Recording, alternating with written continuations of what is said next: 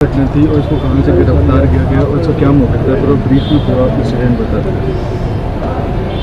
आज इस सुबह घटना हुई थी, जैसा कि मैंने बताया आपको, 8:45 के आसपास इसके बारे में हमें जानकारी मिली थी कि ऐसी वारदात हुई है।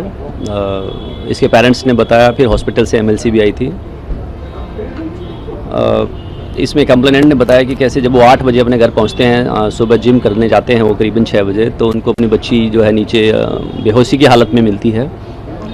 फिर ये हॉस्पिटल लेके जाते हैं, वहाँ बच्ची ब्रॉड डेड डिक्लेयर की जाती है। इस जानकारी के बाद हमारी टीम्स अलग अलग 15 टीम्स हमने इसमें बनाई थी जो अलग अलग लीड्स पे काम कर रही थी। सब टीमों को अलग अलग जिम्मेदारी दी गई थी।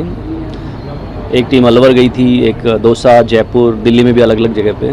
तो अलग अलग लीड्स को जब फिर काम किया गया तो फिर स्पेसिफिक लीड्स और फिर टेक्निकल सर्वेलेंस की हेल्प से हम इसको द्वारका से पकड़ पाए। इसका सर्वे वेरिफिकेशन कराया गया था क्योंकि अलवर में पहले इसने ऐसी घटना करी थी। अलवर की घटना कल की है, उससे पहले की किसी घटना के बारे में जानकारी अभी नहीं है।